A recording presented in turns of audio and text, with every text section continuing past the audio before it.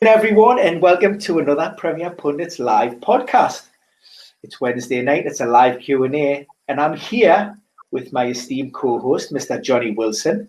How are you, Johnny? I'm fantastic. I am COVID-free and enjoying the dramatics of the Premier League at the moment, as we were chatting about earlier on. So, never a dull moment. Never a dull moment. Now, you may have noticed we're one co-host down at the moment. We do have Stel in the chat box. We don't have any visuals. Now, I'm not really sure what that means. I'm just hoping I've got this image of Stel just sitting in a pair of dirty duds, and the fact that's why he doesn't want to go live. So I'm hoping to scrub that image from your brain. But yes, Johnny, lots to talk about until Stel arrives on the scene. Where would you like to kick off? Raul Jimenez? Well, let's kick off there. If you want to kick off there, tell me what would you like to know there, or what? Yeah, I mean, look, now there's a lot of ways we can approach this. We obviously seen, or most of us would have seen the clash on Sunday night, early doors in the game against Arsenal and Wolves. Corner kicks taken, a fairly heavy clash between David Luiz and Raul Jimenez, resulting basically in Raul Jimenez being stretchered off unconscious and taken straight to hospital. We found out later via the club's website, they released a statement to say that he sustained a fractured skull. He's had a successful operation in a London hospital, and we will be updated in due course with regards to how he's progressing and potentials around when he's likely to return to play. So that's certainly one aspect. But the other main talking point from Sunday night and what has dominated the headlines, it's around David Luiz and the fact that he was cleared to return to play following that collision with a heavily bandaged head. Now the clash occurred in and around the 18-minute mark. He played through the remainder of the half before he was then replaced at half-time. Mikel Arteta said post-match that we followed concussion protocol. There was nothing to suggest he was concussed. He passed all of those initial assessments. The reason we decided to make the change was he felt uncomfortable heading the ball because there was blood seeping through his bandage, and it was a fairly deep cut that needed stitching, and that's why we decided to remove him from play. Now, organisations such as Headway, who have been, are big advocates of making sure, the protection of players. We also see, the Alzheimer's, that's very much at the forefront of news these days, with players suffering from dementia and not putting players in unnecessary risk.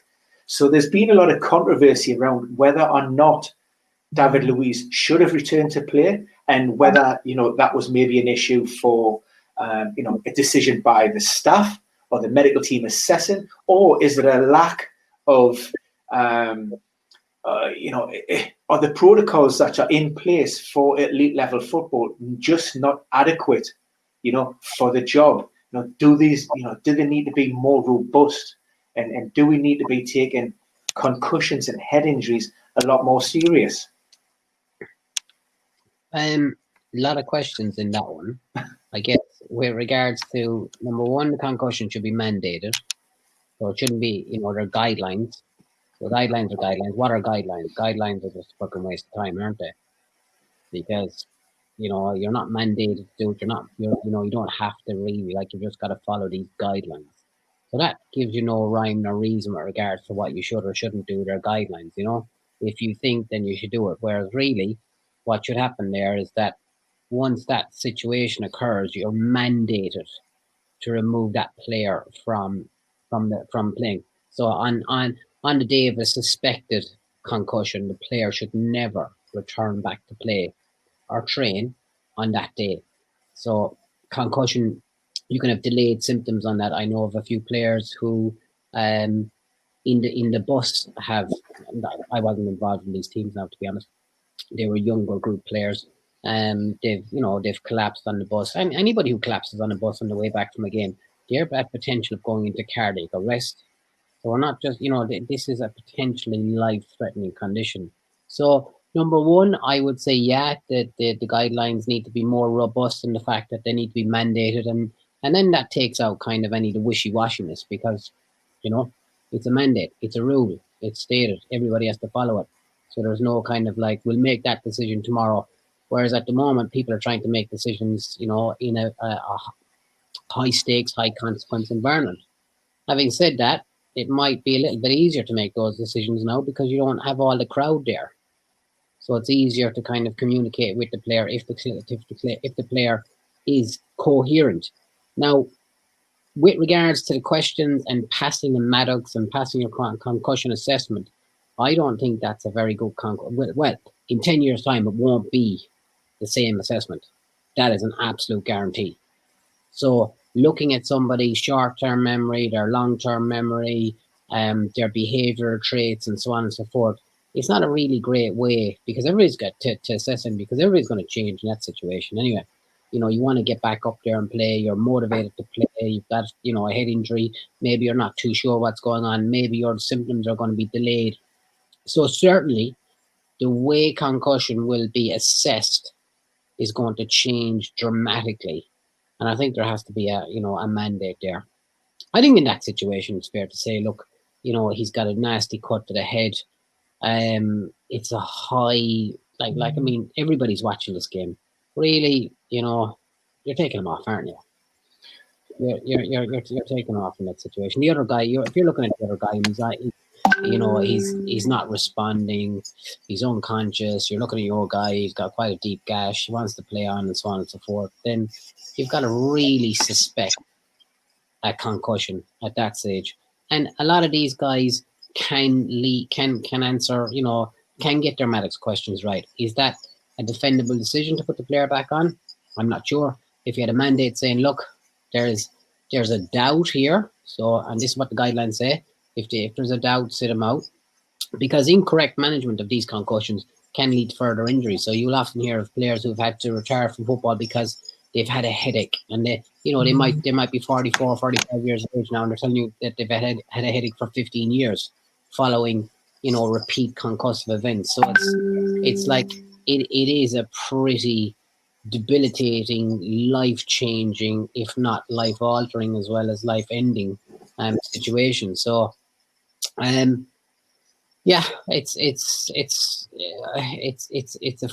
a funny one. And then you look at the guidelines for returning them back in this stepwise fashion. So a graded return by playing, and it seems to have a nice kind of a time frame, makes it so that you can get in for the next game or the next two games. It doesn't really work like that because games are every 3 days. However, I'm not sure that's so robust either. So, when you talk about mandating, the protocols almost to say, right, well, actually, you remove that grey area, and it really is black and white. So how do you then determine the severity of the head injury that one meets that mandate to actually, well, it maybe isn't as bad as we thought, and that player is okay to continue playing? It's the suspicion. If there is a high velocity collision between two players, one player's had an insult to the head area, and if you have a suspicion, right, they can pass all their tests, they can, concussion assessment is absolutely clear, but if you have a suspicion that, I'm not convinced in this one, then that player's mandated out.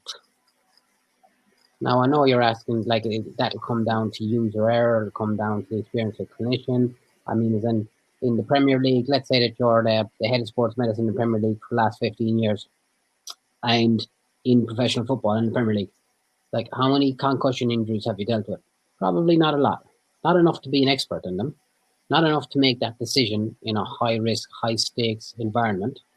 If you want to be an expert, we're looking at look at the books that are written out there on 10,000 hours of deliberate practice, or the good surgeons have done thousands of hours of surgery. The good consultants have seen, thousands upon thousands of ACLs and said, right, and this is the way we're going to go with that.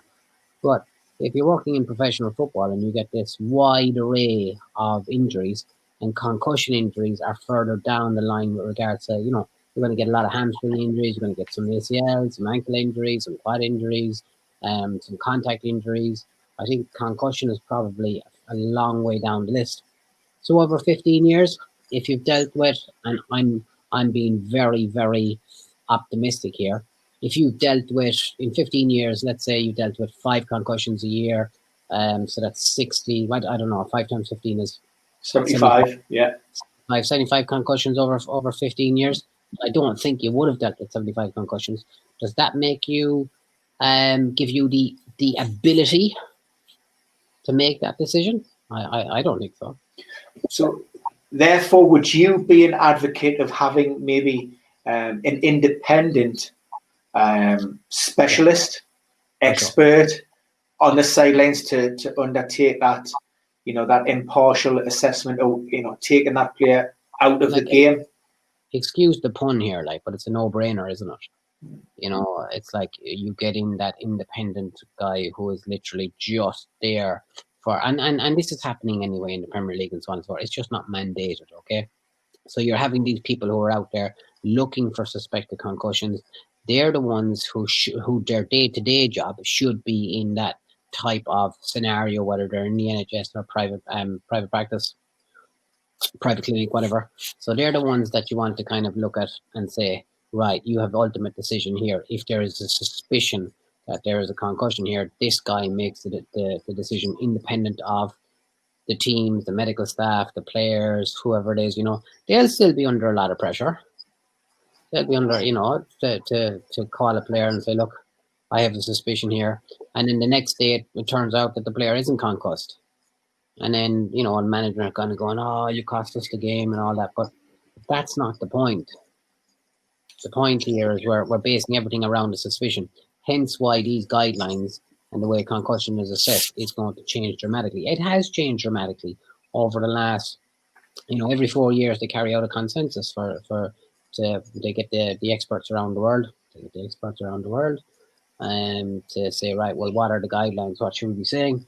They decide on what the question should be asked, and they look at the current relevant literature. They have a bit of a chat. They do a Delphi approach, or they ask each other questions, and they all come back with a consensus, and they say, right, this is how we think concussion should be managed.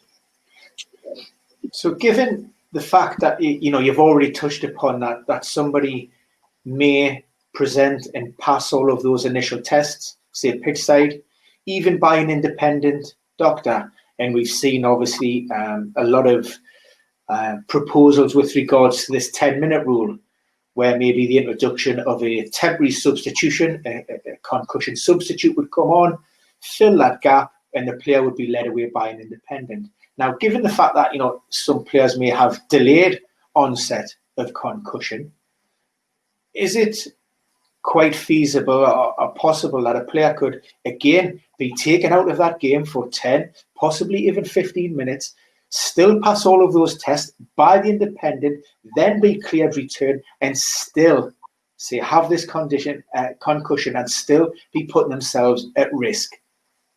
Yeah, because all you're doing here is risk mitigating.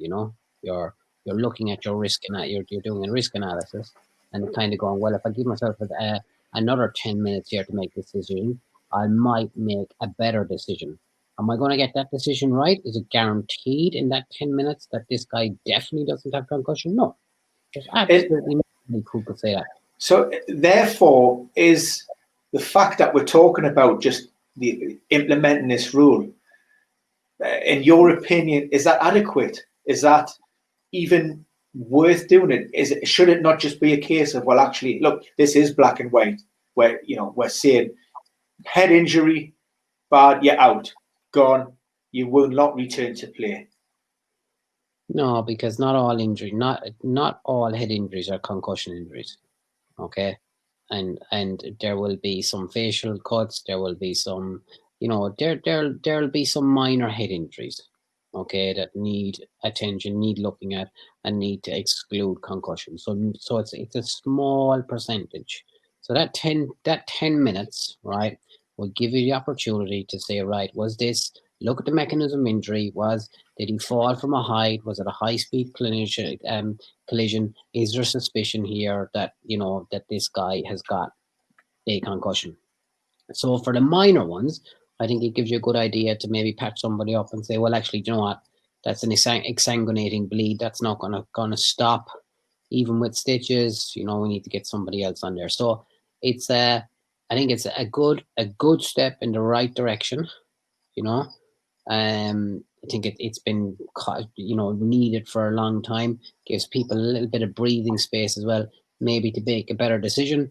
Would I hang the person who makes the decision and says, right, okay, I don't think it's concussion, player goes back out there and it turns out to be a concussion? No, I wouldn't hang that person, because there's no mandate here and they're probably trying to do the best job they did. However, if there's a suspicion, then you've got to, you don't even have to follow the guidelines. What are guidelines? You don't have to follow them. And they're guidelines. And somebody who's worked on the front line, on the pitch, and I suppose come across this kind of situation, on several occasions at least.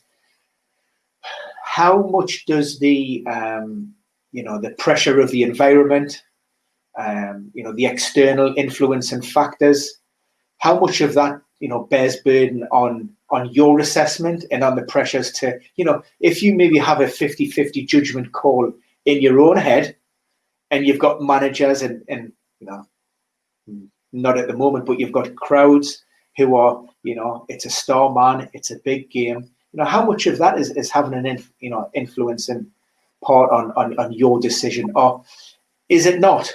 Are clinicians just programmed to to filter out all of that white noise? Well, if it's 50-50, there's a suspicion, isn't there? So he's out anyway, right? But let's say that it's 90-10, and there is let's forget about that, because even if there's a 2% suspicion for me, the player's out, right? But that doesn't negate the pressure that I'm under, or other clinicians are under, on the front line. They're going to be under pressure from the management, from the players, from the everybody looking down on what's going to be said the next day if this player doesn't have a concussion. They're trying to take the player off, and the player's going, I'm all right, I'm okay, I'm all that. Like, you're only a human being, so it is going to affect you. So the guys out there who say that they can be very impartial to this and don't have any emotions to that, well, fair play, I know that it was something that I would prepare for every single day with regards to concussion injuries. And how I did was I used to speak to the manager and to the players and say, listen, if you don't answer my questions, you're coming off. I'm going to suspect you've got concussion. If you answer any of the questions wrong, you're coming off, because I'm going to suspect you've got concussion. If you roar at me, shout at me, abuse me on the side of the pitch or on the pitch, then I'm going to suspect that your behavior has changed. Therefore, I'm going to suspect concussion. You're coming off. So when I go on the pitch, you communicate in a very, very normal fashion with me. We work through it together. If there's a suspicion, if I've got a suspicion of concussion, I have no choice but to look after your long-term health. Regardless of whether it's a guideline or a mandate, these things can turn out to be potentially life-altering, life-changing, and life-ending. And therefore, I'm having this chat. I'm educating players about this time after time after time. So they're sick of me saying about it, but they're more educated on concussion than throughout the season. I've got an educated player. They make better decisions. The player who is concussed, my players know not to go and touch him. They know not to turn him over. They know that I'm doing a head assessment. The referee will give me the time and the space of that. The players will give me the time and the space of that. And they will understand. Teammates will understand, well, look, he had no choice there, really, did he? And hopefully, after the heat of the moment, the manager will calm down and reflect on it and go, look, yeah, you didn't really have a choice there, did you? You had to make that decision. I had to make that decision. At the time, he might not be happy, especially if we lose. Star man. still got to make the decision, like, and then hopefully, as two rational human beings, we can have a chat in the morning. And let's say I got the decision wrong, no concussion. Say to the gaffer, look, you know, I made a tough decision there. Look, you know, I don't feel like, even in retrospect, I could have made any other decision with the information I had at the time. Just didn't feel like he was behaving himself, and I had to look after him.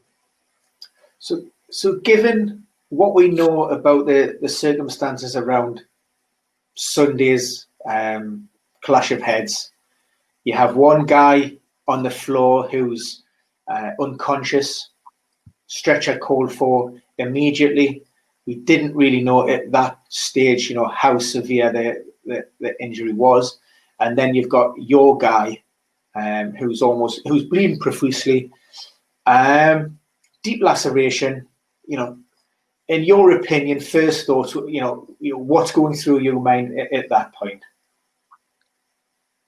It's the health and well-being of the player. I'm really thinking about concussion. Concussion is, you know, the top of my list here.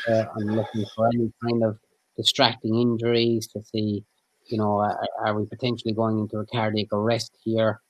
I start at the worst case scenario. And so you're going on the pitch, you're assessing the situation as you, even before you arrive at the player. Maybe you've seen the incident, and that's the first thing.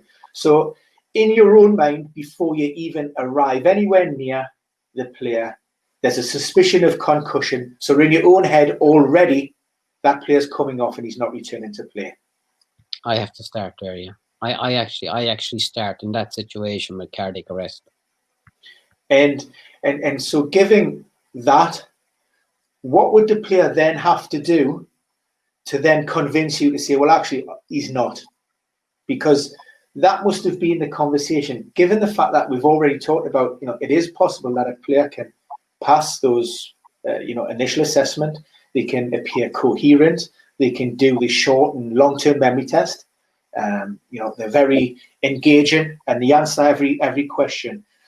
Is there a part of you in your mind that still says, actually, doesn't matter, what I'm seeing and what I'm hearing is fine, but there's something in the back of my mind that's nagging away and he's coming off. I'm not really interested almost in the assessment. I've made up that mind.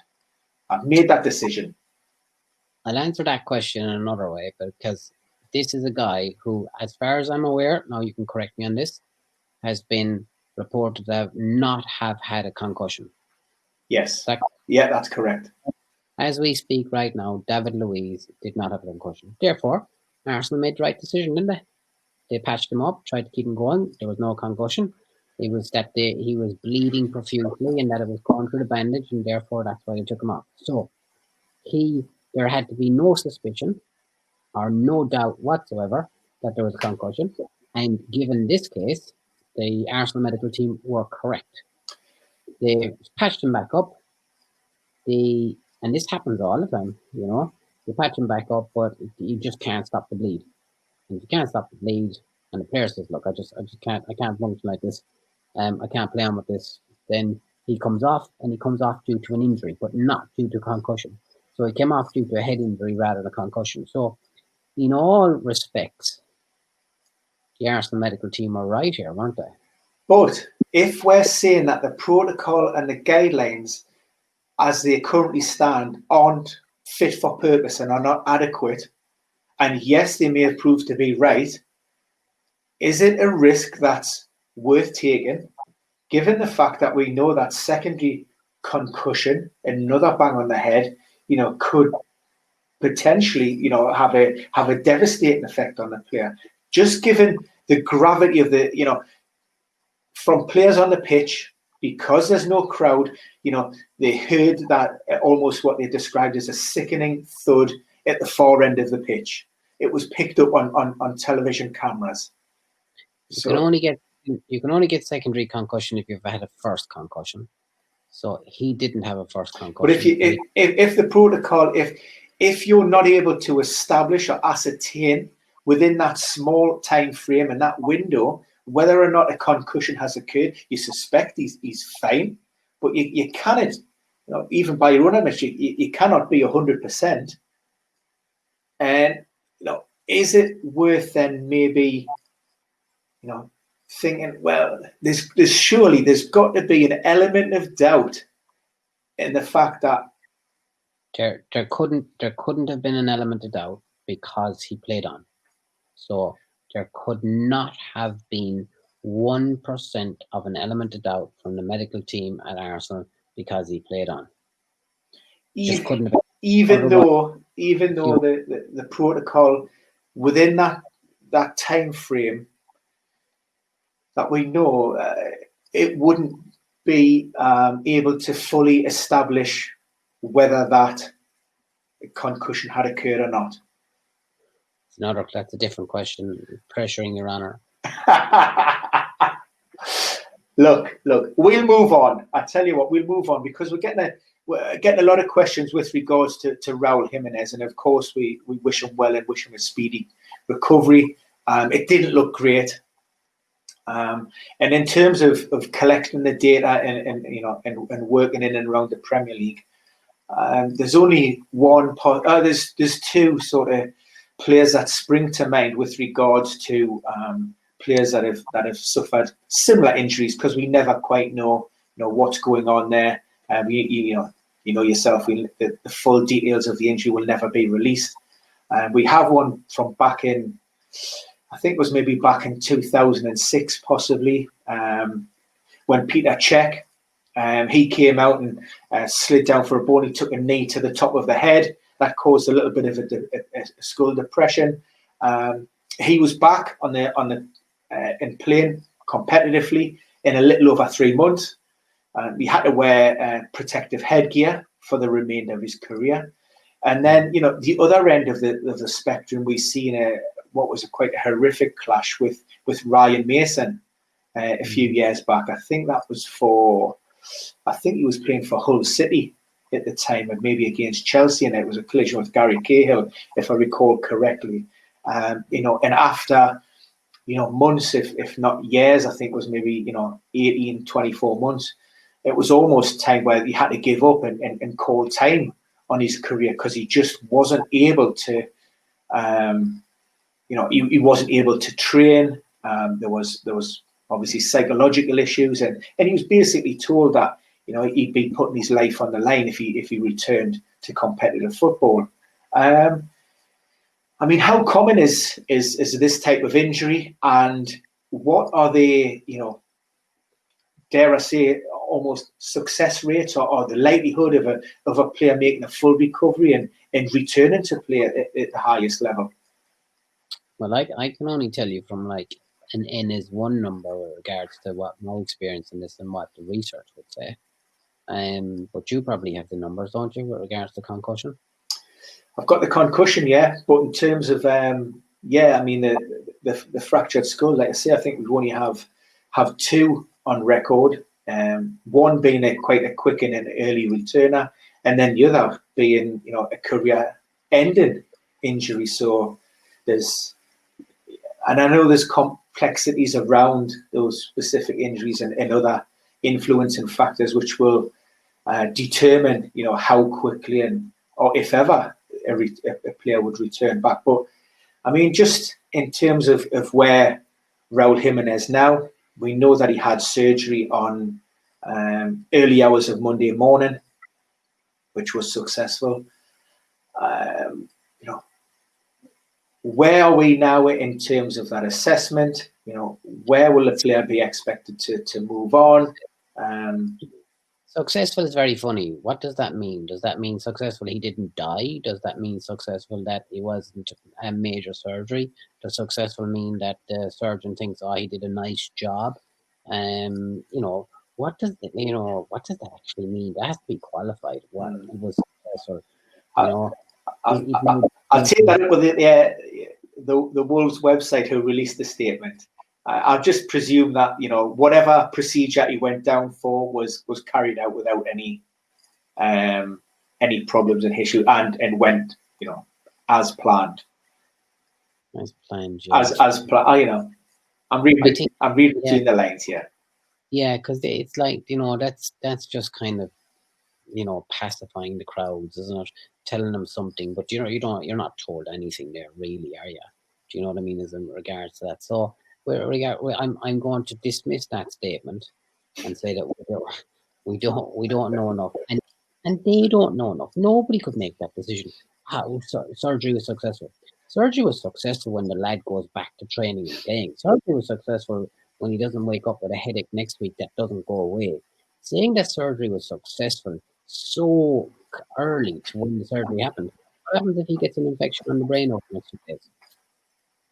I don't want to put it down or dampen or anything like, but at the same time, there needs to be a little bit of realism here as well with regards to surgery. The first 2 weeks post surgery, and given what in terms of a surgical procedure, what could what could Raul Jimenez be looking at? Would we maybe looking at an insertion of a plate?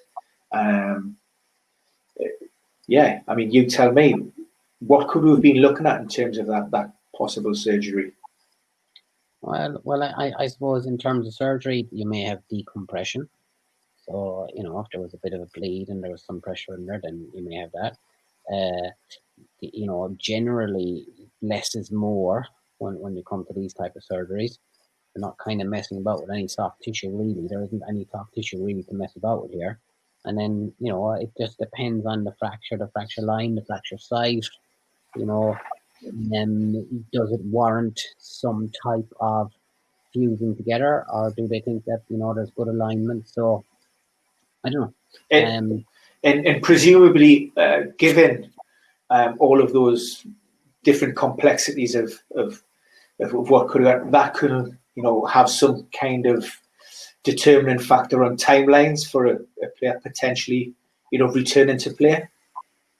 Possibly, yeah. I mean, like, the more you got to do, yeah, there is some correlation there, but certainly not a causation. So there's if there's more trauma, then the likelihood is that it's going to take a longer time to return to training and playing. If all goes to plan and that he doesn't end up with any kind of long-term symptoms of headaches or exercise-induced symptoms, then yeah, a 3 to 6 month timeline might be very reasonable here, realistic here. But then you've just had a huge injury to your head, and you can see that Peter Cech wore a hat. One other guy, Ryan Mason, didn't get back to playing.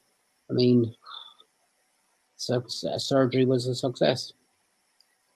I don't know. I think it's like maybe the wording needs to change there a little bit, because there's a long road here with a few turns for sure. And what happens at the end of that? Now, I'll probably get an email tomorrow from somebody saying that I shouldn't be saying this kind of stuff, but that's just the reality of this, And again, given the complexity of the injury, the nature of the problems, will that still be dealt with in-house by the Wolves medical team, or will that be something that's dealt with, maybe by specialist consultants or somebody away from the club who again looks at, that kind of blunt trauma for head injuries, away from the club in a different environment? The Wolves sports medicine team are headed up by an absolutely wonderful and very experienced doctor there, who is Wolves through and through, and is just highly regarded in the world of sports medicine. So he will consult with who he needs to consult with to make sure that this player is going to receive the very best medical attention. That is something that I'm absolutely certain of. So they certainly won't take all that responsibility on their own shoulders. They'll that risk will be spread out among experts, possibly around the world, or whoever did the surgery in London, and there'll be a lot of joint decision making. The player will be at the center of all that. It'll be symptom led. But yeah, if I was going to trust any team, it would certainly be the Wolves sports medicine team. And that's certainly reflected in all of the data that we've had from Wolves in the few years that they've been in the Premier League, continually year on year. Their numbers just seem to get better and better. Unprecedented how few injuries Wolves actually have, and considering they have been involved in European competition as well, so they were playing the demands on their players playing 3 games a week. So that again testament to the team as well as the players, as well as you always quite rightly. Yeah, their injury rate wouldn't have anything to do with the medicine team, right? How they're dealt with, how those injuries are dealt with, certainly, but regards to their injury rate, and I think that's down to the manager, his training and his recruitment. Because if and that's where you're going to get your injuries if your training isn't appropriate and so on and so forth. How much of a decision that the sports medicine team will have on that? I mean, the physios and so on and so forth will be very little. Does the conditioning coach have a good relationship with the manager? Probably does. They like to play a very high pressing. They're very, very fit squad. They don't do an awful lot of rotation there. I think he's just recruited very well there, and I think the sports medicine team at Wolves would be mature enough to kind of say that as well. Look, we hope when the injuries come along, we deal with them really well. We hope to, look at load management for as much as we possibly can do. But really, your biggest risk is who you recruit. If the guys on the pitch aren't fit for purpose, don't matter how good you are or what your load management is, if you just can't tolerate it, if it just hasn't got the hardware to do it, then it's going to be very difficult, because you're not preparing for an event 4 years away. You're preparing for an event on Friday, on Sunday, and repeating that 60, 70 times per season. Not everybody can do that. So recruit with good intent. And if you're a fantasy football manager as well, then I would say you should be looking at injury rates as well. When you're at the start of the season, who do you want out there? If you're going to have a back four, you don't want that back four injured. You want to play with your midfielders injured. You want to get guys who are fit for purpose. I don't listen. Put my hand up here. I know nothing about fantasy football. Do you know what I mean? So, but you know plenty about injuries. That's the main thing, Johnny. Yeah. A little bit. I mean, I suppose you've touched upon fantasy football, and it serves as a good segue into the next section. And I don't want to beat the COVID drum again, because it's boring and it's been. I'm going to fucking turn off as well. But I wanted to just maybe scratch beneath the surface. For the first time, we've had fears that since Project Restart, we've had fears that there would be a spike or an increase in incidents that would cause a fixture or fixtures to be postponed. Newcastle, my hometown club, now are the first team to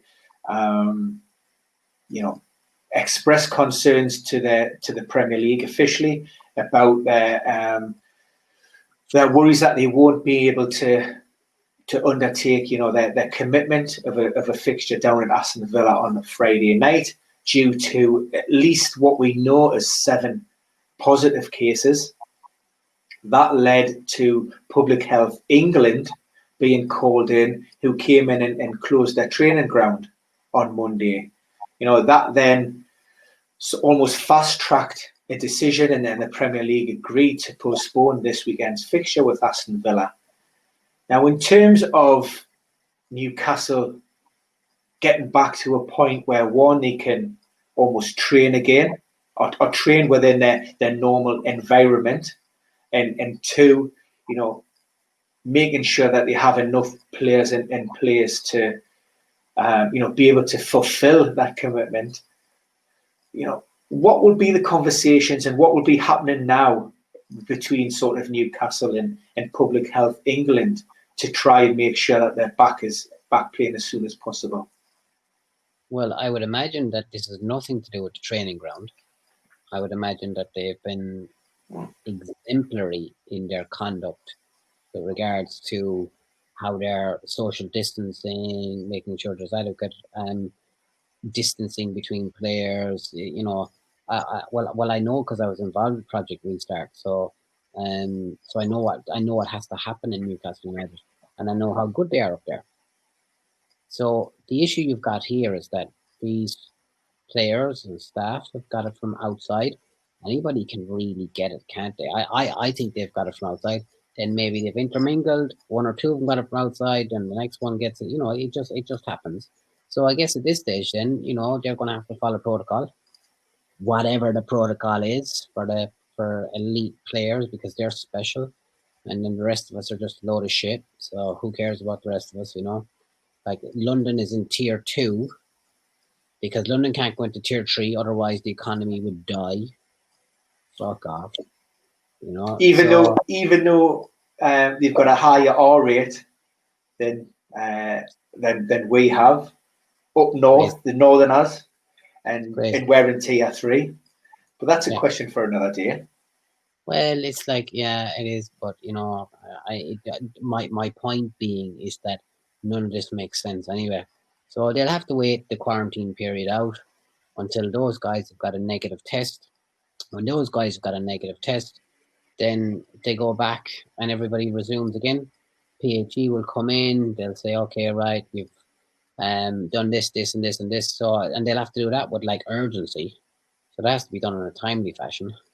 And then if there's any other types, so there'll be a lot of like then extra stringent measures around the training ground. Players will then be segregated and again a little bit more. But really, I mean, it'll be like, it'll be remote conditioning for the players at the moment. So they'll all be doing their conditioning remotely, via Zoom and via online programs and so on and so forth. And then as soon as PHE give them the go ahead to get back into training, then that will be it again. So this might not be the first one that we see. It might be the last one we see. Who knows? And in terms of fantasy football, Aston Villa and Newcastle players have both, all been attracting quite a lot of interest. So as it currently stands with a postponed fixture in round 11 of fixtures, there is still hope within the fantasy community that it is possible that that fixture could be arranged maybe as early as next week, possibly even Tuesday or Wednesday, in which case it would still fall within that round of fixtures, and therefore managers wouldn't effectively lose the points, for those players. Is that maybe just hopeful optimism? Is it realistic in your opinion? I mean, the official line from Public Health England is that players and backroom staff will be retested this week. We presume that must be Thursday or even Friday. If those players were to return negative swabs, I mean, in your opinion, would a rearranged fixture happen maybe as early as next week? I mean, why not? Like, if everybody returns a negative swab within 72 hours of the game, then the game should go ahead. I mean, if they don't get these games going ahead, what happens when the next one happens and the next one happens, if the next one happens? So I think that there shouldn't really, if it's a free midweek for both teams, then put it in now, schedule it in. Why not? Mm-hmm. So you think, obviously, because we're going to have... Sorry, go on. No, so I was just going to say, and you're right, given the fact that, during these uncertain times, we don't know exactly how things are going to pan out. So do you think the Premier League and the clubs will be looking to schedule those fixtures as soon as humanly possible to ensure that there is no backlog maybe further down the line? A lot of issues with rescheduling fixtures comes down with the fans. Away fans traveling during the week, you postpone the fixture. When's that going to happen? You've got all these season tickets. You've got, it's a shit show. In this situation, it's not, because they don't have that. They've got live streaming, so nobody was turning up at the game anyway. You know what I mean? So play it Tuesday night, play it Wednesday night, play it ASAP. Get it done. Happy days. And I want to bring up one final point. And I've really enjoyed this. It's absolutely flown over. We're already almost 50 minutes in. I suspect you didn't see Jurgen Klopp's rant last Saturday. Now, he is certainly the second, possibly the third manager to, let's just say, express concerns with regards to fixture scheduling, particularly for those teams who will be involved in European competition midweek. Now, Liverpool, as Manchester United were earlier in the season, had a 12:30 kickoff arranged on the Saturday, meaning that his players had played in Europe on the Wednesday evening and then were expected to play first up on the Saturday morning at 12:30. Jurgen Klopp clearly unhappy, irritated by the fact that he's been asked to put his players out there, dealing already with an extensive injury list. Lost another player in James Milner to a suspected hamstring strain. And yeah, look, called into question why his team had to play at that point, and by doing so, it was putting these players at risk, or certainly at increased risk of injury. In terms of the research and the science, and is playing from a Wednesday night to a Saturday afternoon, 12:30. How much of a difference would that have in terms of maybe saying if the league had said, oh, well, you've got a 3 o'clock kickoff or a 5 p.m. kickoff, or I tell you what, we'll delay it until the Sunday or even the Monday these days? Well, look, I think the evidence is there, and common sense will tell you, look, the more times you're out there, the more increased risk you're going to have. If you've got less time between games, and you've got less time to recover and prepare as well for the next game, so your risk is going to be substantially increased for injury. But forget that, right? Because everybody knows that. I think that's fucking common sense, right? And I could take 10 different views on this. I could take whatever view you wanted on this. My view on this would be, forget Jurgen Klopp, because all he cares about is himself and his team and so on. He's not expressing concern for players. He just wants 3 points. He doesn't want to lose his job. He wants to win the Champions League and so on and so forth. So forget that. What he says is irrelevant there, really, because he's not saying it from a point of view where he generally has concern for everybody, right? But as a fan of football, right, and if you really wanted to see how good these players can get and how exciting this Premier League is, well, then there is no way that you're ever going to have an optimal performance if you're playing 70, 80, 90 times per season, because all you're doing is going from game to game to game.